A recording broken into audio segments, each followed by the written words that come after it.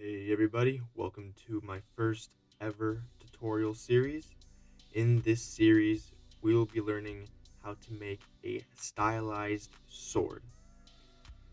This is a follow along. You will be learning the basics of Blender and you will learn a lot on the way. Let's get started. The first thing we want to do is bring in our reference. To bring in reference, you will hold Shift A and find the word image, slide over to reference, and select reference. Now go into your folder, locate your image, and double click it to get it into Blender.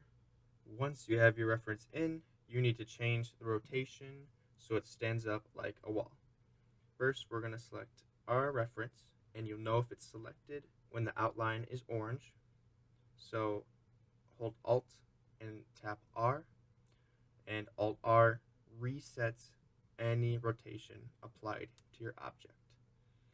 Now we want to rotate it on the y-axis. The y-axis is the yellow line, the x is the red line, and the z-axis is the blue line right there. Now we're going to select our reference, hit R to rotate, and Y to constrain it to just the y-axis. Now if you want to be precise, you'll hit R, Y, and then you'll type in 90 to rotate it by 90 degrees. Now I want my swords to be horizontal with the ground, so I'm going to select my reference, hit R to rotate, and hit X to constrain it to the x-axis, and type in 90 to be precise. Now I don't want the reference to be in our cube, so with it selected, I'm going to tap G to grab it, and X to constrain it to the X, and move it right about here. Now, before we do anything else, we want to organize our setup. We have what are called collections. If you look up here in the upper right hand corner, we have one collection that has all of our objects in it. Our light, our reference, our cube, and our camera. So I like to separate my objects into collections that are similar. So I put camera and lights together. So I'm going to select my camera and hold Shift to select my light.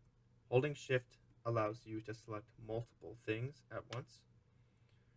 Now once we have those selected, tap M, select New Collection, and rename it Camera/Lights. Then hit OK. Now we have two collections up here. One that has our camera and lights, and one with our cube and reference. Now what we can do is, when we don't need our camera or lights, we'll hit this eye icon to hide them, so they're out of our way. So we're going to keep them hidden because we do not need them. I'm also going to put my reference in its own collection. So select your reference, select New Collection, name it Reference, and hit OK. Now, when modeling, you want to be level with the X, Y, and Z planes. So to do that, we're up here in the upper right-hand corner. You have X, Y, and Z. When you move your orientation, you can see that moving as well. If we select the X, we are now level with the X plane looking at the Y and the Z axis. So if I move my cube, I'm only moving them on the Z and Y, not on the X at all. If you have a numpad, you can go through these views more efficiently by hitting 1 for the Y, 3 for the X, and 7 to look down on the Z. So we're going to go to the X view, and what we want is our reference to show through our cube. To do that, we will select our reference, come down to this right-hand panel, and find the image icon, or the object data properties. When we come here, look for depth, set it to front. Now it looks like our reference is in front of our cube. But if we leave our view, it actually is not. So we're going to go down to opacity, check it, and lower it down so we can see our cube through the reference. And now we can model and line up our cube with the sword. Right now we are in object mode, if you look in the upper left hand corner, and we want to switch this to edit mode. Now that we're in edit mode, we can move what are called vertices, which are these little dots. Now there are 3 modes in edit mode. If you come up here, there is vertex select mode, edge select, which is just the edges, and face select, which is the faces. Now if you look at the numbers on your keyboard, not on the numpad, 1 is vertices, 2 is edges, and 3 is faces. So that's a faster way of going in between them. If you don't like that, you can come up here and select these. Now, if you want to select more than 1 vertex at a time, you select it, hold Shift, select it. You can let go of Shift to look around, and then tap it, hold it again to select more vertices. If you want to select your whole mesh, tap A.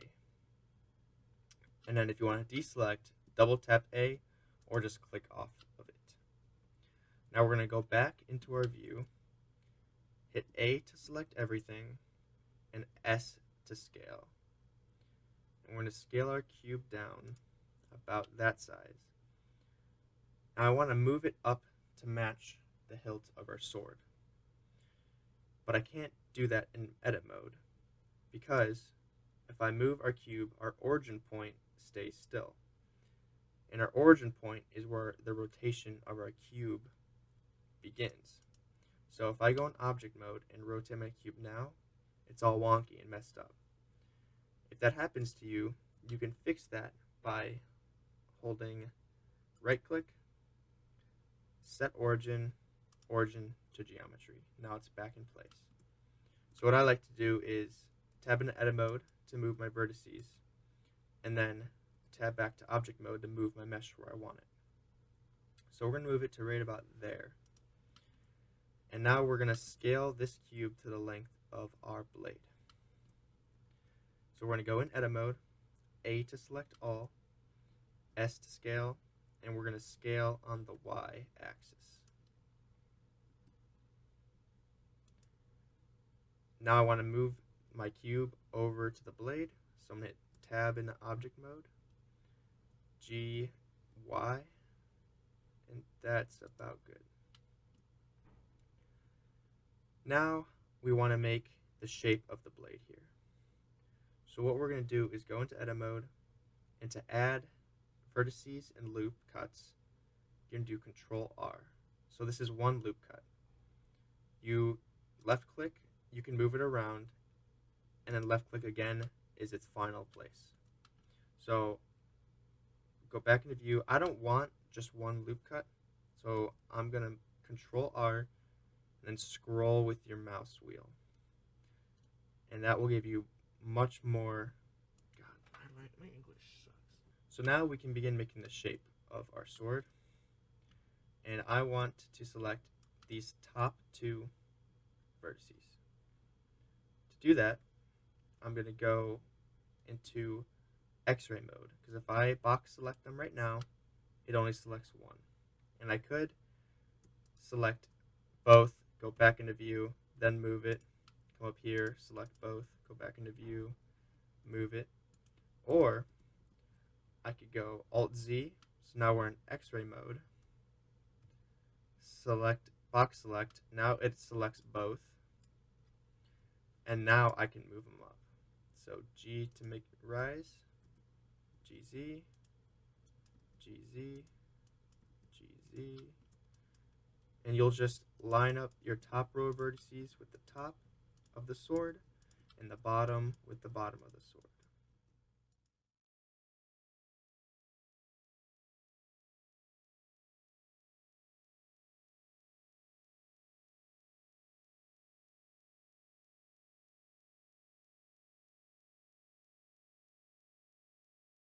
Now that that's done, I want to go out of X-ray mode, so Alt Z, and I want to make my sword skinnier.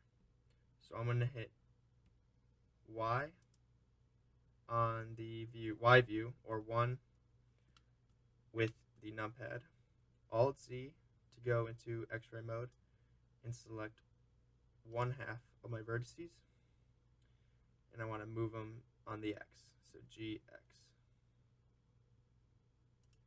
Now, as you can see, our origin point is not in the center of our mesh, so we're going to go Object Mode, right click, set origin, origin to geometry, and we can leave X-ray mode.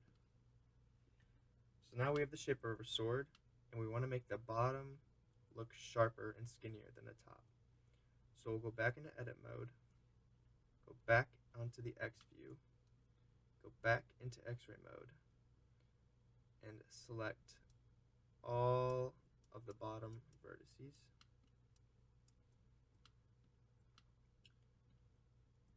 And then we will S to scale them, and X to scale them on the X, and get them as close as possible. There we go. Now we can leave X-ray mode and go into object mode, and we have the shape of our blade. Alright, that's it for this tutorial. In the next one, we'll be modeling the hilt of the sword and be learning more about adding mesh in different shapes and new tools. Thank you all for joining me, and I hope to see you next time.